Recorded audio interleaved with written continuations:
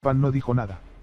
Andriuja, sin pensárselo, le había inyectado 2 frasquitos enteros de calmante, y ahora el chaval estaba muy débil. Me dio la impresión de que ni siquiera entendía qué ocurría a su alrededor. Era cierto que aquella herida era poca cosa, pero una bala en la cara era muy peligrosa, porque le habría podido destrozar la mandíbula. Tuvo mucha suerte de que le atravesara la mejilla y tan solo le hiciera saltar algún diente. En breve llegaría el helicóptero y se lo llevaría a un hospital. No dijimos nada más, pero yo sabía en qué estaban pensando mis compañeros. Todos queríamos estar en el sitio de Pan. Cada vez que mandaban a algún herido al hospital, incluso si estaba muy grave, sin piernas o sin brazos, deseábamos estar en su lugar. Todas esas tonterías del tipo, mejor morir que ser un mutilado y quedarte sin piernas, las inventó algún escritorzuelo de libros infectos sobre la guerra. Menuda idiotez. Nosotros sabíamos que lo único importante era seguir vivos. Daba igual en qué estado, y preferíamos ser un tronco entumecido antes que morir. Queríamos vivir. Vivir. Así de simple. Le dimos de beber a Pan, pero el agua se le salía por el agujero que tenía en la mejilla. Eso le pareció divertido y empezó a derramarla adrede sacándose con sus dedos sucios los coágulos que le taponaban el orificio. El agua cayó sobre la hierba y le dijimos de todo, porque le habíamos dado la poca que nos quedaba. Por fin llegó el helicóptero. Las aspas levantaron una gran polvareda, nos agachamos y nos tapamos la cara con las manos. Unos médicos le cubrieron la cabeza con una manta y, sin esperar a que se detuvieran las hélices, lo cargaron a toda prisa. Pan. Pan. Gritó Andriuja, pero el otro no le oyó. El helicóptero partió y nos sentamos sobre la hierba a fumar un cigarrillo. Andriuja escupió al suelo una colilla bastante grande. Estaba muy nervioso. La recogí, por muchos nervios que tuviera, tirar una colilla de ese tamaño era un crimen. Le di unas cuantas caladas hasta casi quemarme los dedos y después la pisoteé en él. www.lectulandia.com, página 94. Suelo. En nuestro batallón había una auténtica obsesión por encontrar trinitrotolueno, un potente explosivo. Todos andaban buscando proyectiles, los intercambiaban por tabaco, se los pedían a algún compañero o simplemente los robaban. Después los fundían y así obtenían el TNT. En realidad nadie sabía para qué servía, pero decían que lo podías vender en el mercado central de Grozny y sacar mucho dinero. Yo no me lo creía, porque para qué iban los chej a comprar TNT cuando la ciudad estaba inundada de proyectiles sin explotar. Los encontrabas tirados por las calles y si los querías, tan solo tenías que recogerlos. Una vez vi una bomba enorme de 5 toneladas que no había estallado. Parecía un globo y estaba en medio de un embudo. Como si fuera un cerdo con el hocico metido en un charco de barro. De ella se podían extraer de una sola vez 5 toneladas de explosivo. ¿Para qué iban entonces los chechenos a perder el tiempo con proyectiles de medio pudi? Además, incluso si era cierto que en el mercado lo compraban, nosotros no podíamos llegar hasta allí. Aquello no parecía importarle a nadie, y nuestros soldados seguían fundiendo explosivo. Hacerlo era muy sencillo, tan solo había que desenroscar el detonador con cuidado y poner el proyectil al fuego. Al rato, se deshacía y empezaba a gotear una especie de plastilina líquida que era el TNT. Este no explosionaba en contacto con el fuego, solo lo hacía con un detonador o por un impulso eléctrico, así que no había nada que temer. Trenchik consiguió tanto TNT como para llenar una mochila, que custodiaba y llevaba consigo a todas partes como si fuera el fondo monetario de una superpotencia. Durante el día la guardaba en un BTR, bajo el asiento del jefe de compañía. Va a andar. A cualquier otro que hubiera hecho una locura así seguro que lo habrían pillado, y no quiero ni imaginar lo que habría ocurrido si Va a andar se llega a enterar de que uno de sus queridos soldados tenía escondida una mochila cargada de explosivos bajo su culo. Pero Trenchik era un hombre de suerte. Nos dedicamos a fundir TNT hasta que a un chaval le estalló un proyectil en las manos. Nadie entendió cómo pudo ocurrir. A causa de la explosión salió despedido a decenas de metros de distancia, pasó volando por el cuartel general y cayó sobre él. BTR del jefe de batallón. Al pobre desgraciado le quedó el pecho destrozado, con un boquete enorme en medio del cuerpo. Pese a todo, Trenchik no se deshizo de su mochila y continuó usándola como almohada. ¿Qué daño puede hacerme este tesoro?, solía decir por la noche mientras golpeaba su mochila con un puño antes de acomodarse sobre ella. Tenía razón. El explosivo ya estaba fundido, ¿para qué tirarlo, entonces? De poco le serviría eso al chaval que había muerto. ¿Para qué nos hicieron aprender esa estupidez del código Morse?, refunfuñó Trenchik mientras limpiaba la pequeña bañera antes de una de nuestras incursiones en la cocina. ¿Qué sentido tenía hacerlo? Si nadie lo usa ya en el ejército. Además, aquí a lo único que nos dedicamos es a robar agua y a recibir hostias, y esa es toda nuestra sabiduría militar. Mejor habría sido que me hubieran dado todo el dinero que se gastaron en mi instrucción y yo habría hecho de él un buen uso. Eso era cierto. Hacía 20 años que el código Morse se había quedado anticuado. Y no hacía la menor falta en esa guerra. Me costaba imaginar que en medio de un combate un radiotelegrafista se pusiera a repicar puntos y rayas para transmitir mensajes cifrados. En una situación como esa lo único que hacías era gritar, soltar tacos por el aparato y hablar sin rodeos, y te olvidabas de códigos secretos. Es verdad, afirmó Andriuja. Lo que tendrían que haber hecho es enseñarnos a disparar. Son todos unos cabrones, dijo Trenchik. Os diré una cosa, no somos más que carne de cañón, una carne de primera y encima barata, porque solo pagan 18.000 rublos por nuestros 70 kilos. Soldado Zig. Está usted haciendo cundir el pánico entre sus compañeros. Oh. Es que cree que el orden constitucional de nuestra patria no es un asunto serio. Por una perfidia así le tendría que mandar a primera línea de fuego sin chaleco antibalas. Le reprendí yo. Trenchik se quedó petrificado y me miró con espanto. No, no, eso sí que no, murmuró. Permítame al menos llevar el casco. Póngase firme cuando hable con un soldado de rango superior, camarada de la guardia de la carne de cañón. Le advertí con voz amenazante. No se olvide que soy sargento.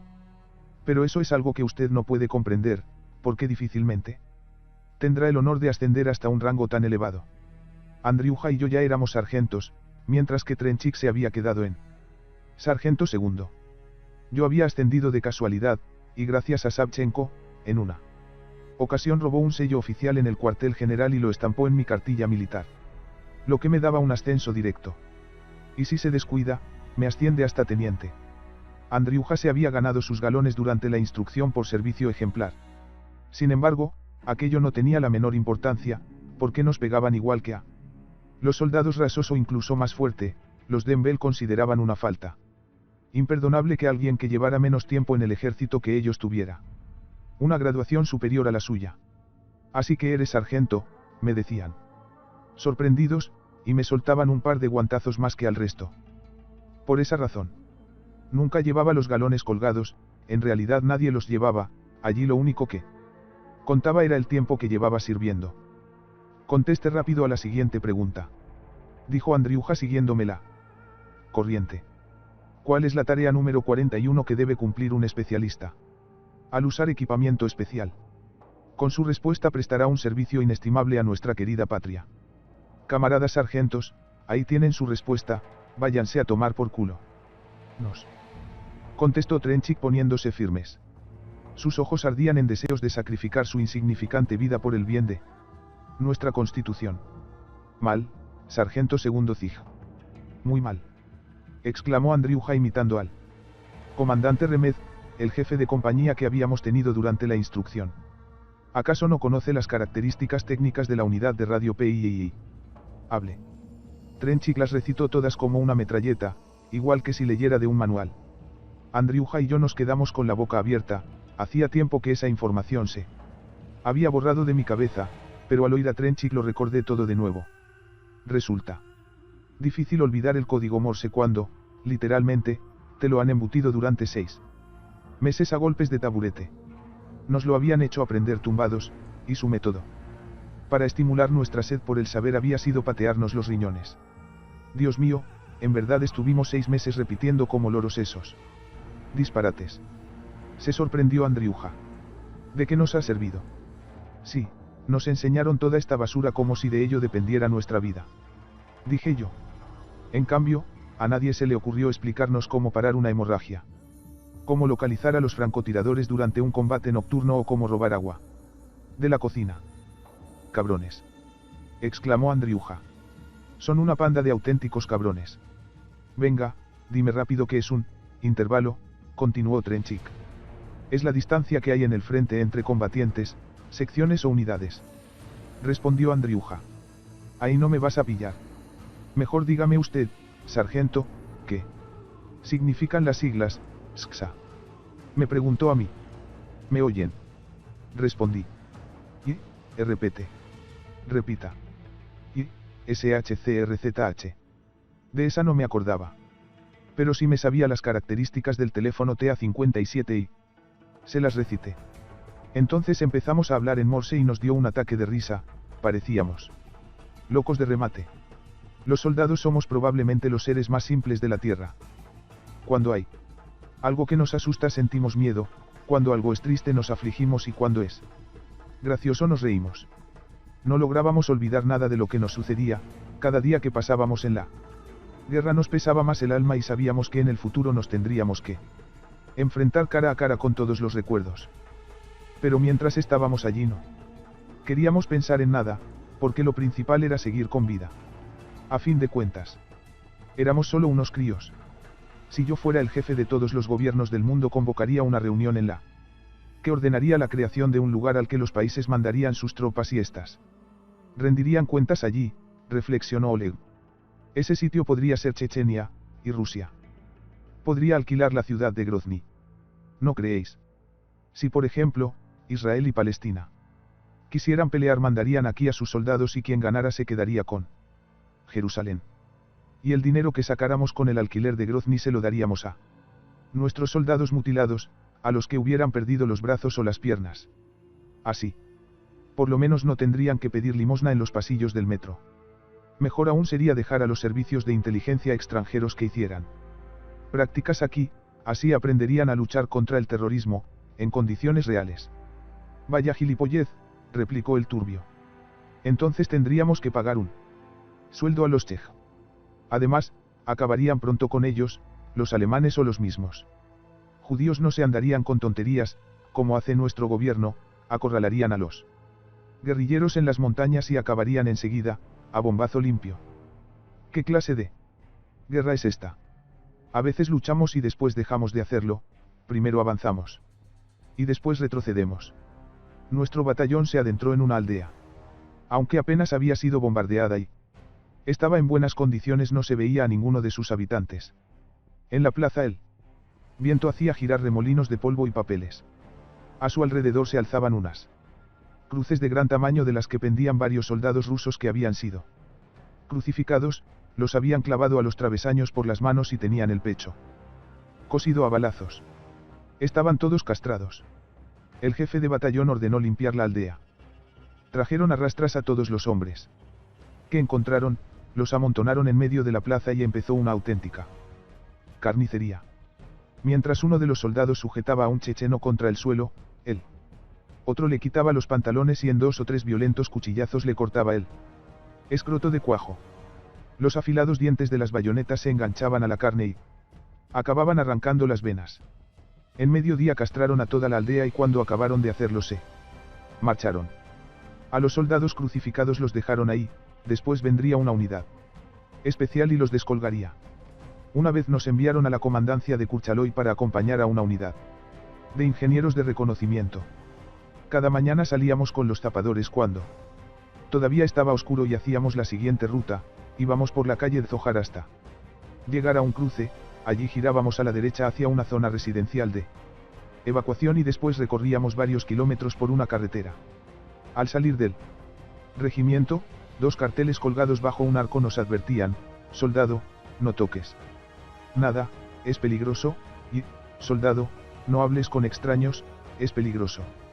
El segundo cartel lo habían puesto hacía poco, después de lo ocurrido con un soldado, un anciano centenario se le había acercado, le había preguntado cómo ir a la comandancia y, cuando el muchacho se volvió para enseñarle el camino, el anciano sacó una pistola y le disparó en la nuca. Al pasar bajo el arco nos dividimos en 2 grupos.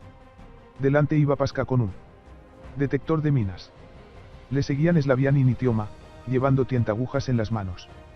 2 zapadores más iban comprobando que no hubiera minas en los márgenes de la carretera ni en los postes. Uno de ellos se llamaba Vasily y del otro no me acuerdo. Era un chaval rubio, risueño e inquieto. Precisamente eran estos dos los que encontraban la mayoría de regalos de Navidad que nos dejaban los chechenos por el camino. Tras los tapadores íbamos Trenchik, Osipov, yo y unos cuantos soldados más. Nos cubría las espaldas un BTR que se arrastraba perezosamente, como un dinosaurio. Teníamos que recorrer 10 kilómetros y después dar media vuelta. Conocíamos la carretera a la perfección, hasta el más mínimo detalle, cada una de sus abolladuras y hasta la última de sus piedras. Allí descubríamos cada mes un promedio de 3 o 4 minas. Estas solían ser bastante simples, pero a veces nos encontrábamos con alguna sorpresa desagradable. Una vez encontramos una pelota de fútbol y descubrimos que contenía un sensor de luz.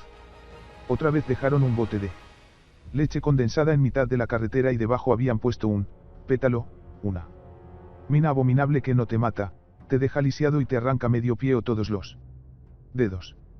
El turbio lanzó sobre el bote un lazo de alambre, se agazapó en la cuneta y tiró de él con fuerza. Después de la explosión, nos sentamos en la coraza del BTR y nos comimos la leche condensada. Avanzábamos sin apresurarnos, Pasca barría el terreno con el detector de minas. Slavian y Nitioma escarbaban la tierra con las tientagujas y yo vigilaba. De repente el zapador rubio levantó una mano y dijo: «Atención».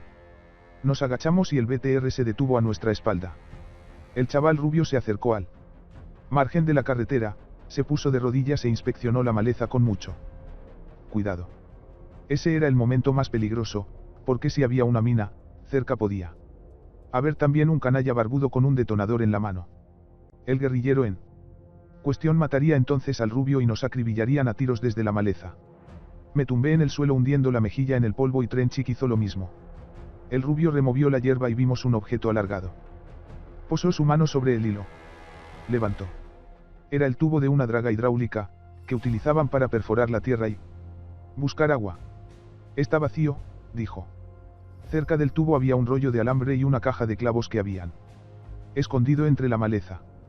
Lo cogimos y los metimos en el BTR para destruirlo más tarde, no fuera que los Czech tuvieran la tentación de llenarlo de TNT y clavos.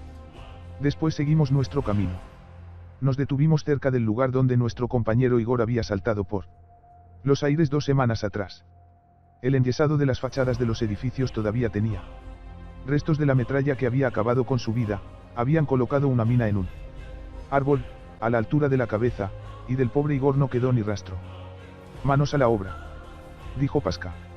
Descargamos una cruz formada por 2 cañerías de agua que este había hecho. Tenía una placa clavada que rezaba: Igor Ivanchenko. 1977 a 1996. Hundimos la cruz en la tierra y permanecimos un rato en silencio, aunque no teníamos vodka para honrar su memoria. Yo casi no me acordaba de él, porque había muerto el día siguiente de mi llegada, pero sí recordaba que era alto y grueso. En la calle contigua se alzaba otra cruz. Era de Jomiak, un muchacho que había estallado 3 días después de Igor. Allí era donde teníamos que hacer la siguiente parada. «Venga, vamos», dijo Pasca. Apuró una colilla y cogió el detector de minas.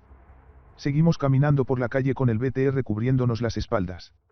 «Atención», dijo Slavianin alzando una mano cuando llegamos a una esquina. Nos agachamos. Aunque aquí no había retaguardia y no teníamos dónde relajarnos, sí que podíamos disfrutar de algunos días de tranquilidad. Era entonces cuando dejábamos de ser soldados y nos convertíamos en unos críos normales y corrientes, a veces alegres.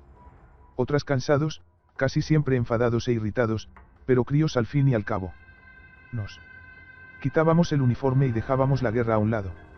No hablábamos sobre muertes ni asesinatos, y olvidábamos todas las cosas espantosas que nos habían ocurrido el día anterior, nos dedicábamos a vivir. Precisamente por eso sentíamos con tanta intensidad y frescura cada minuto que pasaba.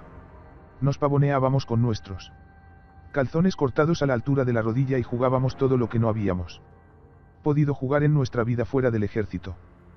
Cazábamos tarántulas y las metíamos en botes, Comíamos caramelos y leche condensada o disparábamos proyectiles, ni los violentos bombardeos habían conseguido disipar en nosotros la fascinación que sienten los niños por las armas. Teníamos una enorme necesidad de hacer tonterías. Éramos unos muchachos extraños, con mirada de personas mayores, conversaciones de adultos y, en muchos casos, el pelo gris, pero nuestros ojos no destellaban alegría. Ni siquiera cuando sonreíamos.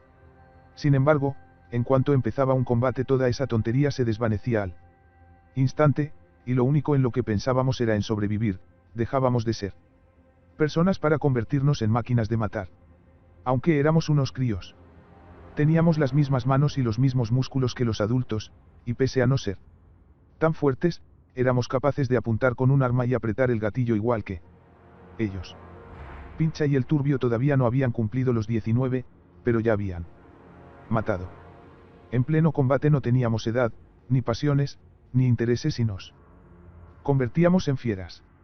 Nuestro oído se aguzaba como el de los gatos y nuestros ojos percibían cualquier movimiento por pequeño que fuera. Sabíamos cuándo agacharnos y permanecer tumbados, cuándo cruzar corriendo un espacio abierto, sabíamos orientarnos de noche y calcular a qué distancia estaba una ametralladora por el sonido de los disparos. Teníamos la habilidad de tirarnos al suelo una milésima de segundo antes de que explotara un proyectil, y eso era algo que no se podía explicar, se tenía que sentir. Estaba sentado alrededor de una hoguera, cruzabas un patio corriendo y de pronto te veías tumbado con la cara contra el suelo y con tierra cayendo sobre tu espalda y tu cabeza. Entonces comprendías que había empezado un bombardeo y, aunque no habías oído ningún silbido ni disparo, habías presentido que había un proyectil en el aire. De hecho, lo sentía cada célula de tu cuerpo, que de pronto se desmenuzaba en 1000 millones de moléculas y se volvía tan grande como el universo. Dentro de ti cada célula y cada núcleo quería solamente una cosa, vivir. Un miedo apabullante te helaba el cuerpo y estabas ahí tumbado en el suelo con cascos de metralla volando por encima de tu cabeza, aunque al final ninguno te alcanzaba. Si hubiéramos confiado en nuestros sentidos o en nuestra razón llevaríamos muertos mucho tiempo.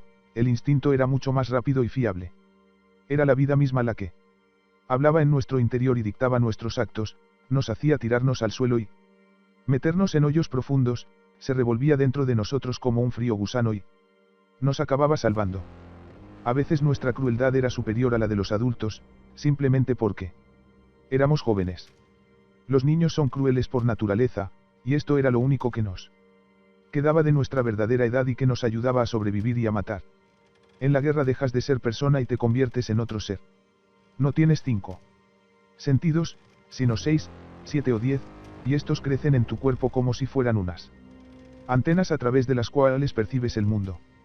Es imposible explicar qué es la guerra a alguien que nunca ha combatido, y no porque sea tonto, sino porque no posee los sentidos necesarios para sentirla. Es lo mismo que le ocurre al hombre que nunca podrá dar a luz, o al ciego que nunca podrá entender qué es el color verde. Cuando el sol rojo y pesado se escondía tras el horizonte era como si todos nosotros muriéramos con él.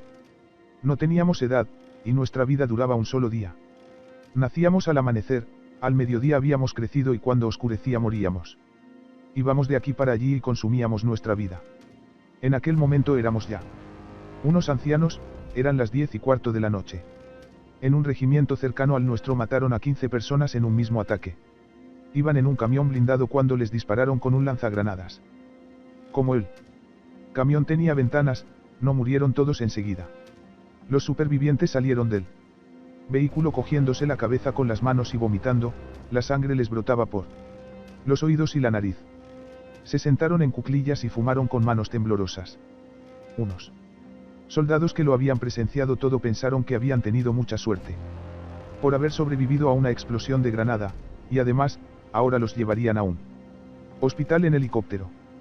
Claro que estaban malheridos, que sufrían vómitos, que probablemente tenían los riñones y pulmones reventados y que no podrían hablar durante mucho tiempo, pero estaban vivos y eso era lo único que contaba. Sin embargo, murieron todos. El impacto había sido tan violento que fallecieron.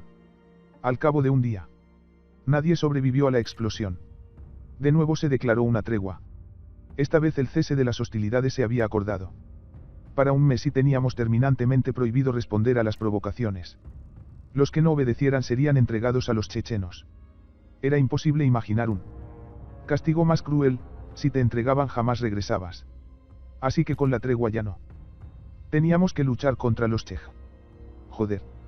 ¿Qué coño tienen en la cabeza los jefes del ejército? Se lamentó Trenchik. Puta guerra de los huevos. Exclamó Osipov. Os digo una cosa, esta guerra está vendida. En Grozny formaron comandancias conjuntas. Ahora los puestos de vigilancia de los chechenos estarían junto a los nuestros y para pasar por una carretera tendríamos que detenernos 2 veces, igual que en una aduana.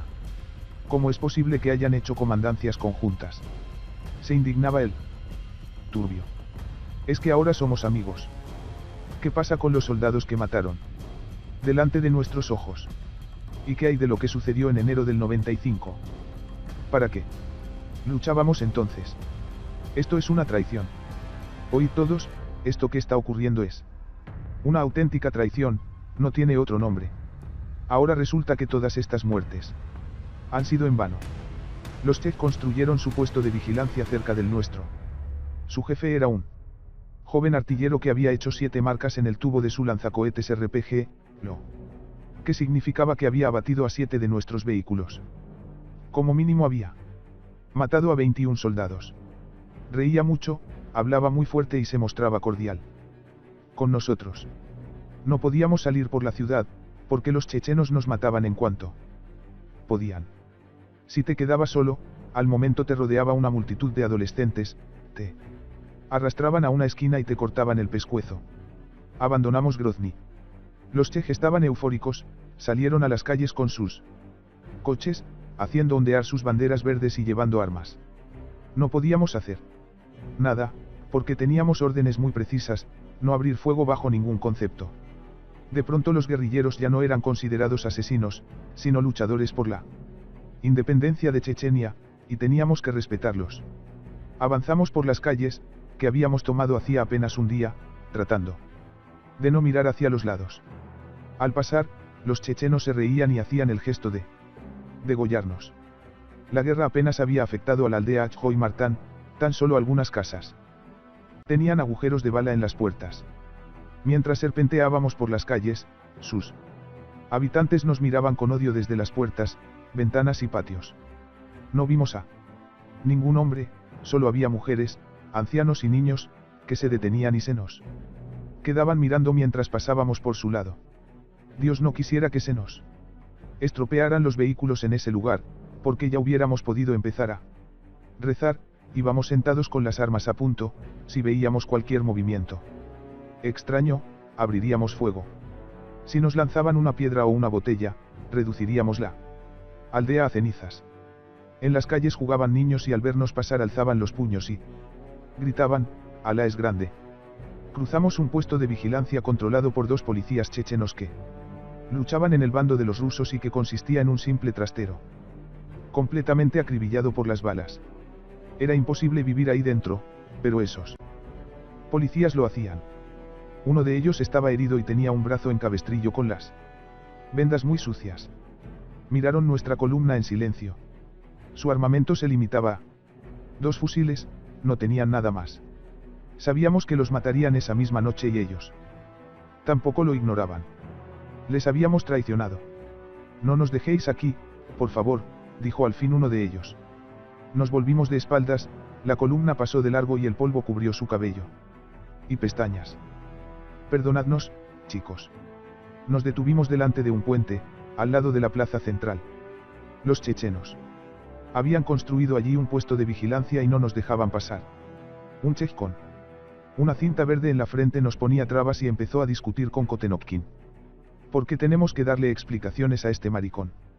Lo fusilamos y...» «Listos», exclamó Osipov indignado. «Se han vuelto locos.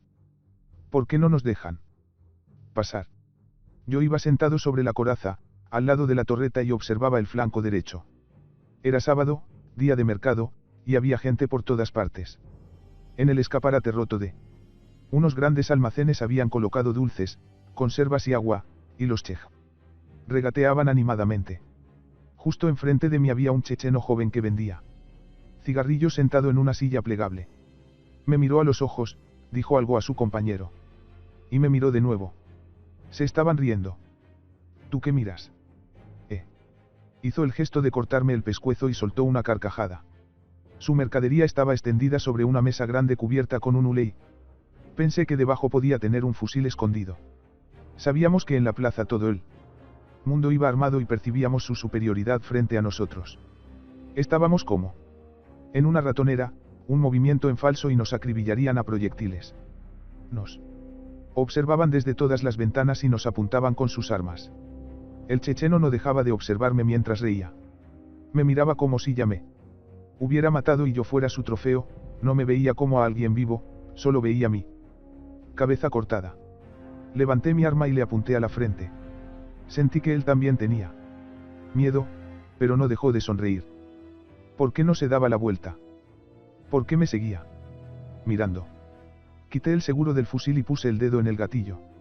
El checheno no se giró, en su mirada había al mismo tiempo miedo y desafío. La columna se puso en marcha y por fin cruzamos el puente. Uno de los chej tenía una caja de granadas a sus pies, era el precio que habíamos tenido que pagar para que nos dejaran pasar. Si nos hubiéramos quedado en el mercado unos segundos más habría matado al checheno. Y entonces habrían acribillado nuestra columna. No hay amor más grande que dar la vida por los amigos, dice el Evangelio de Juan. No sabíamos por qué luchábamos. No teníamos ningún objetivo, ninguna justificación moral. Nos enviaban a morir y a matar, y no sabíamos con qué finalidad. Lo hacíamos, solo habíamos tenido la mala suerte de haber nacido 18 años atrás y haber crecido justo a tiempo para combatir en esta guerra. Esa era toda nuestra culpa. Lo único que nos quedaba era la esperanza. La esperanza de sobrevivir, de conservar nuestro yo, y de seguir siendo personas. ¿Con qué fuerza sentíamos la injusticia a nuestros 18 años? Todos los que sobreviviéramos a esa guerra nos convertiríamos en enemigos de la falacia hasta el día de nuestra muerte, porque creíamos que algo tan maligno no debía repetirse. No luchábamos contra los chechenos, lo hacíamos contra la falsedad y la traición. En favor del bien y la justicia. Cada proyectil que nos disparaban iba dirigido hacia la juventud de este mundo. Hacia el deseo de cambiar esta vida ruin. Cada proyectil nos alcanzaba en el corazón. Y destrozaba no solo nuestro cuerpo, sino también nuestra alma, aquel fuego diabólico desmoronaba nuestra concepción del mundo, la convertía en cenizas. No había nada que pudiera llenar el vacío que se había formado en nuestro interior. www.lectulandia.com, página 104. Único que nos quedaba éramos nosotros mismos y los compañeros a nuestro lado. Todo lo que conocíamos en la vida era la muerte y lo único que amábamos era nuestro pasado, que aparecía como un miraje fantasmagórico en un mundo turbulento. Conocíamos una sola virtud, el propio sacrificio. No hay amor más grande que dar la vida por los amigos. Este era nuestro credo. Si alguna vez me preguntaran, ¿por quién luchaste?, yo respondería, por todos los que se apretaban contra el suelo a mi lado. Luchábamos los unos por los otros. En Chechenia nuestra generación fue aniquilada, una generación entera de jóvenes rusos. Incluso aquellos que resultamos indemnes morimos, porque acaso éramos los mismos chicos risueños de 18 años que un día habían sido enviados al ejército. No, todos habíamos muerto en esa guerra. De repente caímos en una horrible soledad cuya salida teníamos que encontrar nosotros mismos.